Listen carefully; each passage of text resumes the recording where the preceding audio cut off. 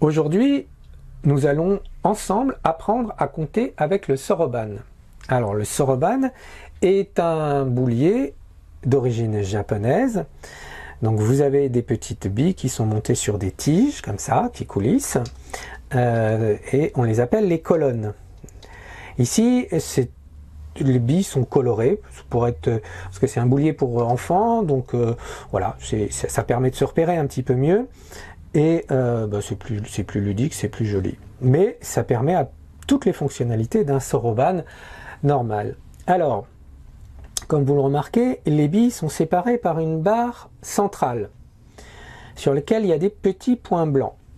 Alors déjà, donc il y a 4 billes qui sont dessous, qui coulissent, et une bille qui est au-dessus de la barre, qui coulisse également. Les billes du bas, on les appelle les billes unaires, et les billes du haut, on les appelle les billes quinaires. Vous allez vite comprendre pourquoi.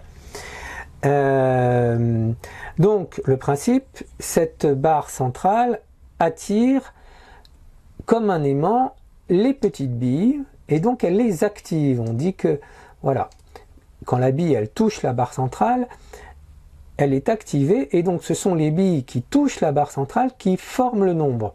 Quand la bille est désactivée, c'est-à-dire qu'elle ne touche pas la barre centrale, elle ne compte pour rien, et donc quand il n'y a aucune bille sur la barre centrale, nous avons évidemment le 0. Le soroban se tient normalement à deux mains. La main gauche tient et fixe le soroban. Bon là, il ne bouge pas, il ne bougera pas. Et les doigts, en fait, le pouce active les billes du bas, d'accord, et en fait l'index désactive la bille du bas et active la bille du haut, et désactive également la bille du haut. Voilà, on reviendra là-dessus.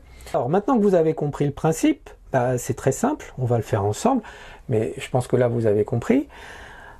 Pour marquer le chiffre 1, on active une bille, et voilà, la seule bille qui est activée, c'est celle dans la colonne des unités, donc nous avons le chiffre 1. 2 billes activées, nous avons le chiffre 2. 3 billes activées, nous avons le chiffre 3. 4 billes activées, nous avons le chiffre 4. Alors maintenant, on peut constater qu'il n'y a plus de billes en bas, donc on ne peut pas continuer à activer ces billes-là, mais il y a une bille qu'on a appelée, si vous vous souvenez bien, la bille quinaire. Et en fait, la bille quinaire, elle vaut 5. Donc c'est elle qui va représenter le chiffre 5. Donc,